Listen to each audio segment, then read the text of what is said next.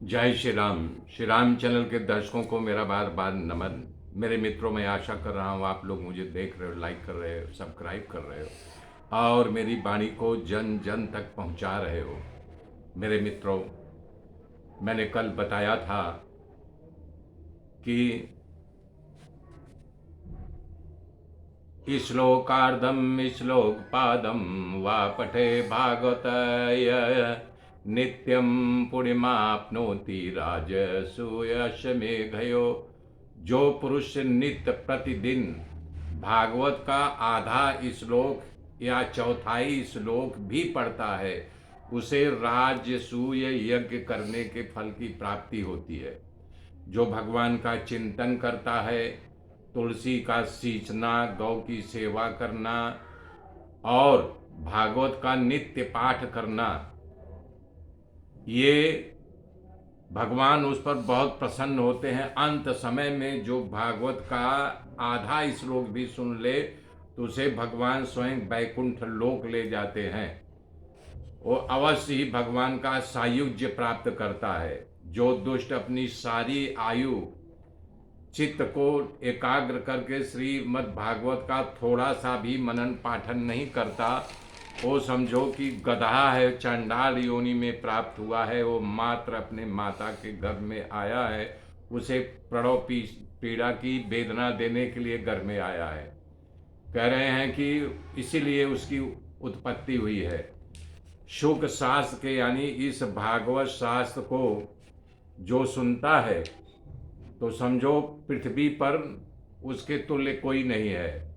संसार में भागवत की मिलना अति दुर्लभ है। उसी को मिलता है जिसके पुण्य की प्राप्ति होती है, उसी को भागवत की कथा की प्राप्ति होती है। तब आगे की गाथा जोड़ रहा हूँ। गजाननम भूतगणाधिसेवितम कपित्थजम्बो फलचारभक्षणम् उमासुतं शोकविनाशकारकं नमामि विघ्नेश्वरपादपङ्कजम्। गुरुर्ब्रह्मा गुरुर्विष्णु गुरुदेव महेश्वर गुरु साक्षात् परब्रह्म तस्मै श्री गुरुवे नमः। तस्मै श्री गुरुवे नमः। तिरोधाय प्रविष्टोऽयं श्रीमद्भागवतार्णवम्। हे उद्धव, भगवान श्री कृष्ण उद्धव से कह रहे, हे उद्धव, मैंने अपनी सारी शक्ति, अपने तेज को इसी भागवत में डाल दिया हूँ, यानी मैं उसी में समा गया हूँ। कल मैंने बताया था। तो श्री कृष्ण परमात्मय वांगमय मूर्तये नमः बता रहे हैं कि भगवान श्री कृष्ण का वांगमय मूर्ति ये भागवत ही है। इसका श्रद्धा के साथ इसका पठन पाठन करना चाहिए, साष्टांग दंडवत करना चाहिए। तो कह रहे हैं कि जैसे इन लोगों ने कथा का आरंभ किया, सनकादिक ऋषियों ने, वैसे ही एक चमत्कार हो गया। चमत्कार क्या हो गया? भक्ति अपने दोनों पुत्रों को लेकर के ज्ञान और वैराग्य को नारायण नारायण का उद्घोष करते हुए चले आ रहे हैं। श्री कृष्ण गोविंद हरे मुरारे, हे नाथ नारायण वासुदेव। श्री कृष्ण गोविंद हरे मुरारे, हे नाथ नारायण वासुदेव। श्री कृष्ण गोविंद हरे मुरारे, हे नाथ नारायण वासुदेव। श्री कृष्ण गोविंद हरे मुरारे, हे नाथ नारायण वासुदेव। ये देख करके सबको बड़ा आश्चर्य लगा। नारद जी भी हक्का बक्का हो गए, बोले ये क्या हुआ? तो भक्ति वहाँ आती है और सनत कुमारों को प्रणाम करती है, कहती है कि मुझे बैठने का जगह दीजिए। तब सनत कुमारों कहते हैं कि हे भक्ति, तुम अपने पुत्रों के साथ जितने हमारे कथा रसिक बैठे हुए हैं, जितने भक्त हैं, सबके दिल में आप समाहित हो जाइए, मतलब वहाँ बैठिए। कहना चाह रहे हैं कलिकाल की नज़र वहाँ भक्त के हृदय पर नहीं पड़ेगी, वो देख नहीं पाएंगे, भक्ति जागृत होगी, तब वो सबके हृदय में जा कर के विराजमान हो गई। नारद जी ने प्रश्न किया कि हे सनत कुमार जी, इस भागवत को सुनने के लिए कौन कौन से लोग पावन होते हैं, कृपया करके मुझे बताइए। तब वो बता रहे हैं कि दुराचारी, कुमार्गी, अत्यंत क्रोधी और कुटिल, कामी, सत्यहीन, माता पिता का निंदन, तृष्णा से व्याकुल, आश्रम धर्म से रहित, दंभी, दूसरे की उन्नति देख करके जलने वाला या दुखी होने वाला, हिंसक, शराबी, ब्रह्मघाती, स्वर्ण चोर, गुरुपत्नी गामी, विश्वासघाती, छल करने वाला, क्रूर, निर्दय, ब्राह्मण का धन हरण करने वाला, और बोल रहे हैं कि लूट करने वाला, व्यभिचारी, मन वचन कर्म से पापी, चोर, मलिन मन वाला इस यज्ञ सप्ताह में आके बैठते हैं तो उनका भी उद्धार हो जाता है।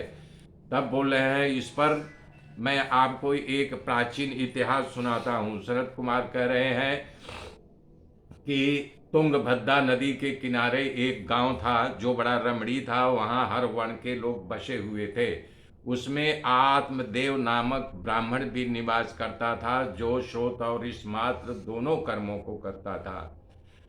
उसके पास धन तो बहुत था, लेकिन अपनी आजीविका वो भिक्षा मांग करके चलाता था। उसकी पत्नी धुंधली थी तो कुलीन, ब्राह्मण घर की लड़की वो भी थी, लेकिन जो है वो बड़ी कजियाखोर थी, झगड़ालू थी, कि जैसे झगड़ा मोल खरीद लेती थी। कहने का मतलब ये है, जैसे दो से झगड़ा हो रहा है तो वहाँ कूद पड़ती थी, एक को साइड कर देती थी, वो खुद लड़ने लगती थी, तो ये मतलब झगड़ा को खरीद किया। आ बैल मुझे मार वाली कहावत है। तब आत्मदेव ब्राह्मण की उम्र हो गई, उनको पुत्र की प्राप्ति नहीं हुए, तो पुत्र प्राप्ति के लिए यज्ञ किया, धन का दान किया, गौ का दान किया, पृथ्वी का दान किया, शोत स्मात करते ही थे। एक दिन उनको बड़ी ग्लानि हुई। एक तो उनकी पत्नी कर्कशा, उससे दुखी रहते थे, तो सोचा कि अब हमें पुत्र नहीं है, इस बिना पुत्र के ये हमारा जीवन व्यर्थ है। ऐसा सोच करके वहीं पर एक तालाब था, तालाब के पास गए, बोले मैं इसी जल पी करके यहाँ आत्महत्या कर लूँगा। और उन्होंने जैसे ही इसका संकल्प किया, जल पी करके, वहाँ एक महात्मा प्रकट हो गए। और जब आत्मदेव को देखा तो बोले कि तुम क्या करना चाह रहे हो, क्यों रो रहे हो, क्यों दुखी हो। तो अब और बेचैन हो गए आत्मदेव। बोले महात्मन क्या बताऊं हमारा जीवन का इतिहास, कि हमारे हाथ का तिलांजलि जलांजलि हमारे पितर नहीं ले रहे हैं, देवी देवता भी नहीं ले रहे हैं। मैं अपने यहाँ जिस गाय को अपने खूंटे में बांधता हूँ वो गाय दूध देना बंद कर देती है, जिस वृक्ष का रोपण करता हूँ उसमें फल नहीं लगता है, और तो और जो फल हमारे घर में आता है तत्काल सड़ जाता है। ऐसा मैं कौन सा पाप किया हूँ। और बोले चाहते क्या हो। बोले मैं चाहता हूँ एक पुत्र की प्राप्ति हो ताकि हमारा जीवन सफल हो जाए। तो वो जो महात्मा थे उसके ललाट को देखे, बोले कि देखो ब्राह्मण देवता, आपको इस जन्म में क्या 7 जन्मों तक पुत्र की प्राप्ति नहीं होगी। आपके भाग्य में लिखा ही नहीं है, पुत्र से आपको असंतोष रहेगा, पुत्र की प्राप्ति है ही नहीं है। तो बोले नहीं, तब हमको मरने दो, या तो हमको हठात हमारे हट को मान लीजिए महात्मन, हमको कैसे भी करके पुत्र की प्राप्ति कराइए, या तो फिर मुझे मर जाने दीजिए, अब मैं जीना नहीं चाहता हूँ।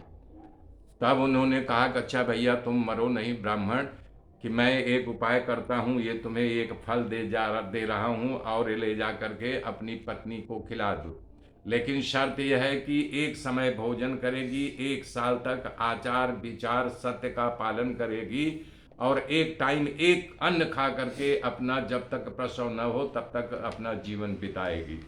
ब्राह्मण देव खुश हो गए। आत्मदेव वो प्रणाम किए, ये इधर चले, उधर जो है महात्मन तो प्रकट हुए थे, अदृश्य हो गए। कोई देवी शक्ति ही मान लो उनको आकर के मरने से बचाना चाहती थी। फल लेके आए, अपनी पत्नी को शाम हो गई, उन्होंने पूरी कहानी बता दी, आज मैं मरने गया था, वहाँ पर एक घटना घटी, हमको बचा लिए, महात्मा ने ये फल दिया है, इसको तुम खाओ, तुम्हें गर्व आएगा। तब वो 2 मिनट तक सन्न रह गई। बोले अभी मैं नापाक अवस्था में हूँ, सुबह नहा धो करके तब खाऊंगी, ताकि उनका सत्य वचन जो है प्रतिष्ठित हो जाए, हमारे गर्भ फलीभूत हो जाए। वो रख दिया, लेकिन वो कुचक्र था, वो विश्वासघाती महिला थी। वो विश्वास कर लिए आत्मदेव, सो गए। फिर सुबह उठ करके भिक्षा यापन करना जाना था, निकल गए। तब तक उसकी बहन आई उनके यहाँ। तो अपने बहन से करने लगी, अरे बहना सुनती हो कि ये किसी महात्मा से मिले, महात्मा ने उनको फल दिया है, बोल रहे हैं तुम खा लो, तुम्हारे पेट में गर्भ आए। बताओ, हमारी इतनी उम्र हो गई और बोल रहे हैं एक टाइम में एक अन्न खाना है, तो बताओ जब गर्भ रहेगा तो मैं कैसे चलूंगी, कैसे उठूंगी, कैसे बैठूंगी, मेरा क्या होगा। नहीं नहीं, मैं ऐसा नहीं कर सकती। मान लो अच्छा, हमारे पेट में जब गर्भ आ गया तो कोई चोर लुटारू डकैत आए लूटने के लिए, मैं बहना कैसे भाग पाऊंगी? नहीं भाग पाऊंगी न। पेट को लेकर के कैसे दौड़ूंगी, कैसे चीखूंगी, कैसे चिल्लाऊंगी। मान लो वो भी हो गया, भाग गई, अगर प्रसव के समय हमारा देहांत हो गया तो हमारा सारा धन जो मैं तिनके तिनके इकट्ठा किया है, हमारी नंदे उठा ले जाएंगी। हे बहना, इस संसार में दो ही जो हैं सुखी हैं औरतें। बोले कौन? बोले एक विधवा, दूसरी बांझनी। न तो विधवा पुत्र उत्पन्न कर पाएगी, न बांझनी। इससे अच्छा होता तो मैं विधवा, बांझनी तो मान लो हुई हूँ, तो विधवा होती तो भी नहीं मैं प्रकट करती पुत्र को। तो धुंधली ने इस प्रकार से अपने बहन के सामने अपनी रोना को रोया। तो उसकी बहन बहुत चालाक थी, बोले बहना तू चिंता मत कर, हमारे पेट में अभी अभी तत्काल गर्भ आया हुआ है, ये जब प्रसव होगा तो मैं तुम्हें छुप के दे जाऊंगी। मैं गरीब हूँ, हमें थोड़ा पैसा दे दो, हमारी जीविका चले, और ये तुम अपने पेट को कपड़े डाल करके रोज बढ़ाते रहना और अपने पति को दिखाते रहना। उनके ख्याल में, चूंकि उन्होंने भी नहीं देखा है कि कैसे कैसे यानी कि प्रसव बढ़ता है, तुम ऐसे नाटक करके दिखाते जाना। जब हमारा ये प्रसव हो जाएगा तो मैं तुमको छुप करके अपने पुत्र को दे जाऊंगी, तुम अपना बता देना कि ये मेरा पुत्र पैदा हो गया है। तो उसने मान लिया। बोले और एक काम कर, ये महात्मा की भी बात सिद्ध हो जाएगी, ये जो फल दिया है ये अपने गाय को खिला दे। यदि बात सही होगी तो गाय के पेट में गर्भ आएगा, ये भी बाजन ही है। बोले हाँ देखती हूँ। तो ले गई, गाय को खिला दी। अब वो दूसरे दिन से नौटंकी करने लगी कि मैंने फल खा लिया है, मैंने फल खा लिया है, हमारे पेट में गर्भ लग रहा है, कहा गया। ऐसा रोज नाटक करते करते थोड़ा थोड़ा समय जब आ गया तो अपने पेट को कपड़े डाल करके बढ़ा बढ़ा करके आत्मदेव ब्राह्मण को दिखाने लगी। वो बेचारे सीधे और सरल थे, उल्टा स्त्री थी, उनके बातों में आकर के विश्वास को मान करके मान लिया कि यहाँ गर्भ आ गया है। और जब उचित समय आ गया तो वो उसकी बहन को जब प्रसव हुआ तो छुप करके जब उसका पति भिक्षा मांगने गया था तो उस बच्चे को दे गई। और फिर उसका नाम जजभाई आत्मदेव तो बड़े प्रसन्न हुए, सबको बुला करके दान दिए, दौलत दिए कि नहीं हमको पुत्र हुआ। उसके पूरे गांव में चारों तरफ फैल गया कि आत्मदेव ब्राह्मण को पुत्र की प्राप्ति हुई, बड़ा उत्सव हुआ। तो धुंधली ने उसका नाम धुंधकारी रखा। बोला बेटा है मेरा धुंधकारी, आहा हमारा बच्चे का नाम धुंधकारी, खूब दुलारी मठारी। कथा ये कह रही है, भागवत में लिखा है, जैसे जैसे धुंधकारी बढ़ता गया वैसे वैसे विनाश लीला जितने कुकर्म थे प्रकट होते गए। छोटे बच्चों को चिमटी मार देता, नाक काट लेता, कान अपने दांतों से काट लेना, ये तो ठीक है। मौका पा करके छोटे बच्चे के कुएं में भी फेंक देता था। इस प्रकार से उसका अत्याचार बढ़ते गया। और ठीक 3 महीने के बाद उस गाय से एक बच्चा पैदा हुआ जिसका पूरा शरीर मानव के समान था, उसके कान जो है गाय के समान थे, इसलिए आत्मदेव ने उसका नाम गोकर्ण रखा। तो बता रहे हैं कि गोकर्ण बड़ा बुद्धिमान ज्ञानी था। गोकर्ण पंडिको ज्ञानी धुंधकारी महाखल, स्नान शौच क्रियाहीने दुर्वृक्षित कोर वर्जित, दुष्प्रहिग्रह करता च सौहस्तेन भोजनम। अब यहाँ बात ऐसी हुई, जब भागवत व्यास जी लिख रहे थे तो गणेश जी का आह्वान करके बोले मैं बोलूँगा, आप लिखिए। दोनों में शर्त लगी। शर्त ये लगी कि बोला जब आप कथा बोलना विराम कर दोगे तो मैं नहीं लिखूँगा। तब व्यास जी ने शर्त लिखा कि जो मैं श्लोक बोलूँगा उसका अर्थ समझ करके तब आगे लिखना। दोनों की शर्त में कथा शुरू हो गई। तब उन्होंने ये श्लोक लिखाया। क्या लिखाया? स्नान शौच क्रियाहीनो दुर्भक्षी क्रोध वर्जित दुष्परिग्रह करता च शवहस्तेन भोजनम। मतलब 100 के हाथ का भोजन कहाँ। तब इस पर गणपति बैठ गए कि अब हमारी इनकी शर्त खत्म हो गई और ध्यान भजन करने चले गए। व्यास जी जब आए तो बोले हाँ, बोले हमारी आपकी शर्त की बात पूरी हो गई। मैं जा बोला क्यों? बोला बताइए, 100 कैसे खाना बनाएगा? तब जो है व्यास जी हंस पड़े कि बोले जो स्नान नहीं करता है, शौच नहीं करता है, नित्य कर्म नहीं करता है, क्रोधी है, दुर्भक्षी है, जो मन चाहा खा लिया, व्यसनी है, दुष्ट है, तो वो समझो मरा हुआ ही है न। तो वो शव हसन भस्म, मतलब जैसे शव के हाथ का भोजन खाने के बराबर हो गया। तब उन्होंने आगे कथा लिखना शुरू कर दिया। तो उसी कथा के आगे विस्तार बढ़ा रहे हैं व्यास जी। आत्मजेय ने गोकर्ण को उपदेश दिया। क्या उपदेश दिया? जब धुंधकारी बड़ा हो गया तो अपने पिता को पैसा मांगता था, बोले हमको पैसा दो। तो बेचारे धन तो बड़ा इकट्ठा किए थे आत्मदेव, तो पुत्र मोह में दे देते थे। ऐसे ऐसे वो दुराचारी बन गया, जुआ खेलने लगा, व्यसनी हो गया, नाना प्रकार का दुर्व्यसन उसके अंदर आ गया। तब जब पैसा नहीं मिलता था तब वो अपने पिता को मारना शुरू किया, घर का सामान वस्तु बेचना शुरू किया। तब वो बड़े दुखी हो गए। तब जो है आत्मदेव गोकर्ण के पास गए, बोले बेटा क्या करूं?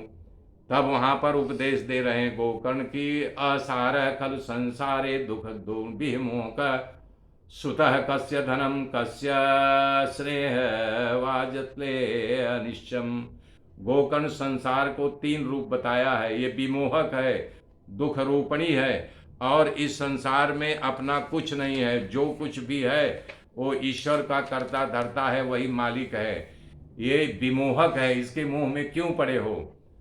ये मोह छोड़ दो। गोकर्ण ने कहा धर्म का अनुसरण करो। हे पिताजी, ये शरीर हाड़ मांस रक्त से बना हुआ है, इसमें कुछ नहीं है। ये जो देह दिखाई दे रहा है नश्वर है, आज नहीं कल, कल नहीं परसों ये गिर जाएगा। खुद अपने शरीर को अपना मत मानो, परिवार को अपना मत समझो, इस संसार का क्षण भंगुर मानो। आज है कल नहीं दिखाई देगा, किसकी कब मृत्यु आ टपके।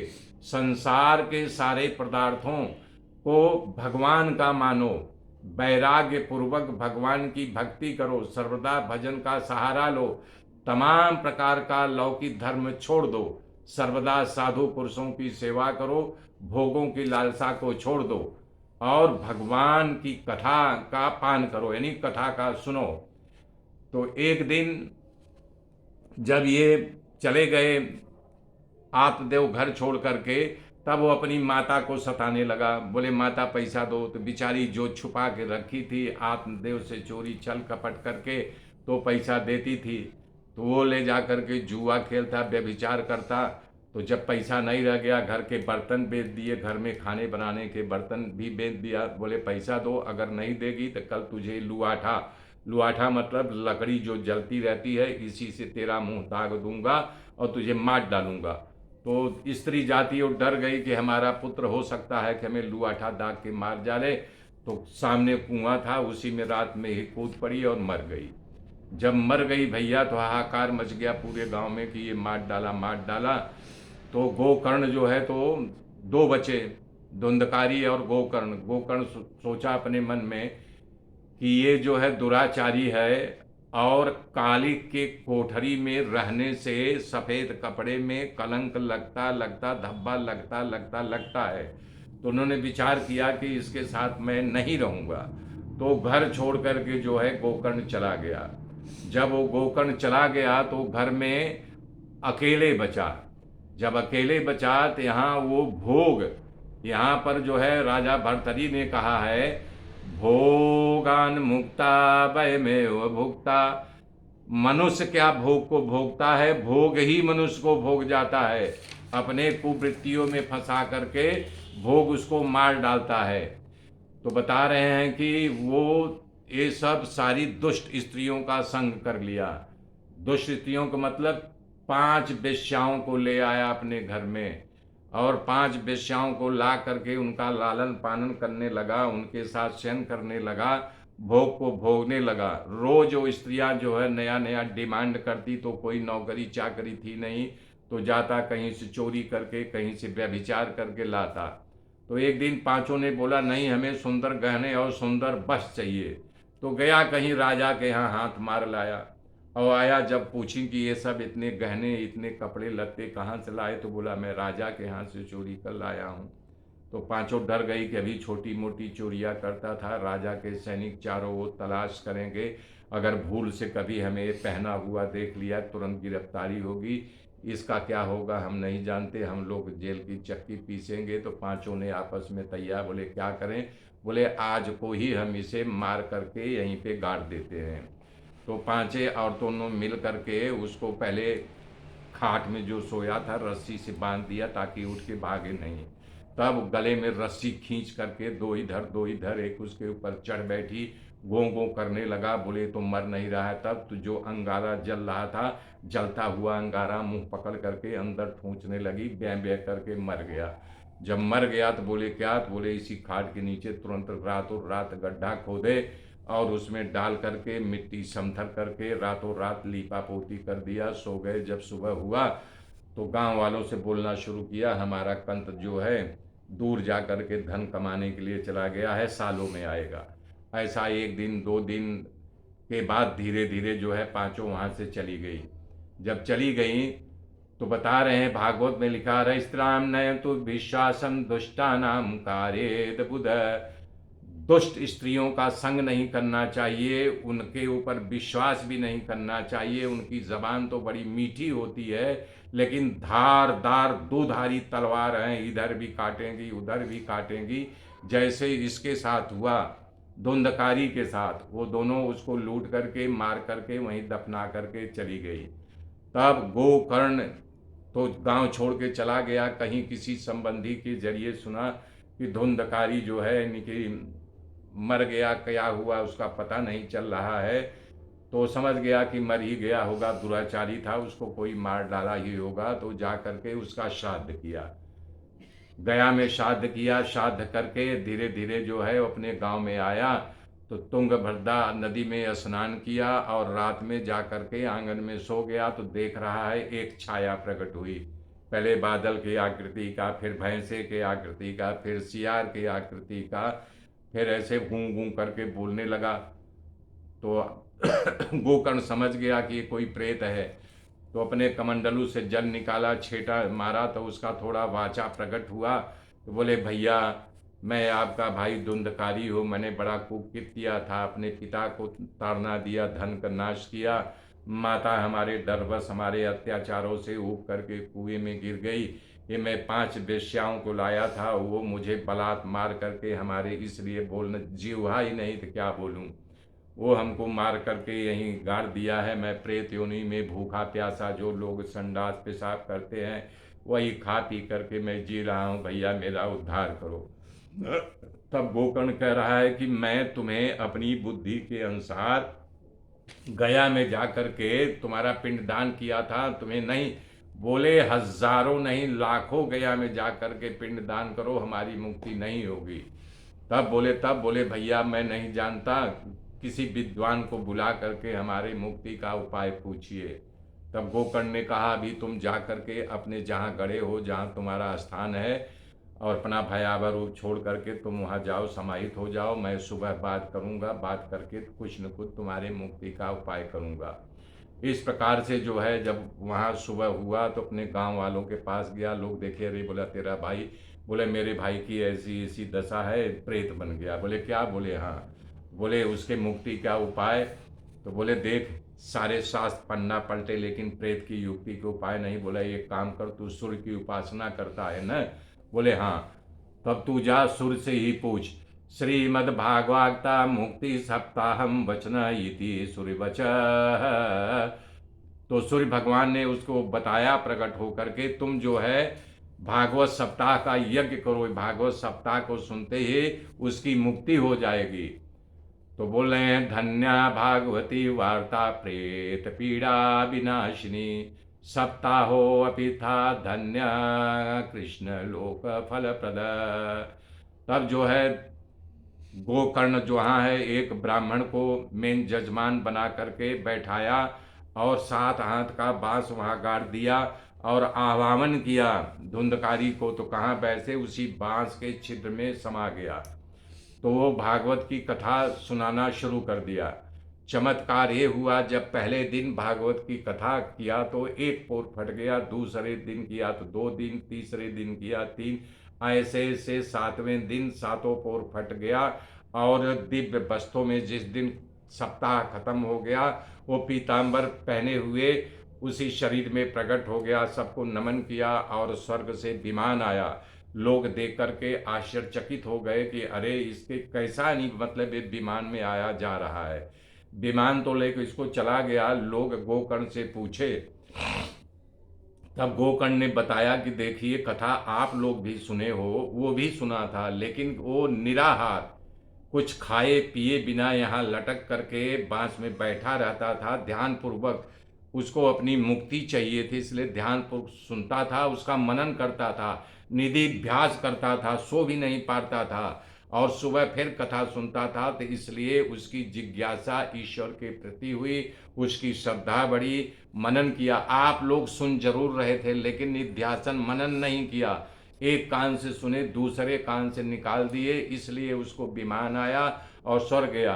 तो बोले अब भी कुछ नहीं बिगड़ा है, फिर मैं कथा कहूँगा, उसी प्रकार से आप कथा कहानी की सेवन कीजिए, तब होगा। तो श्री रामचरित मानस में ये कहा गया है, गुरु के बचन प्रति तिन जेहि, सपने हूँ सुगमन सुग सिद्धि तेहि। तब उसकी बात मान करके फिर सारे गांव के लोग कथा करना सुनना शुरू किए। उसी प्रकार से सप्ताह हुआ, लोग ब्रह्मचर्य का पालन किए, फलाहार करके जिससे जैसा जो उचित बन पड़ा उस ढंग से कथा का श्रवण किया। सही सही जब सप्ताह खत्म हो गया फिर विमान आ गया। भागवत की कथा कहती लोगों के साथ साथ कुत्ता भी विमान में बैठ गया, वो भी कथा का श्रवण करता था, कुत्ता भी स्वर्ग लोक गया। मेरे मित्रों, आगे की गाथा कल जोड़ूंगा, तब तक के लिए जय श्री राम, जय श्री राम।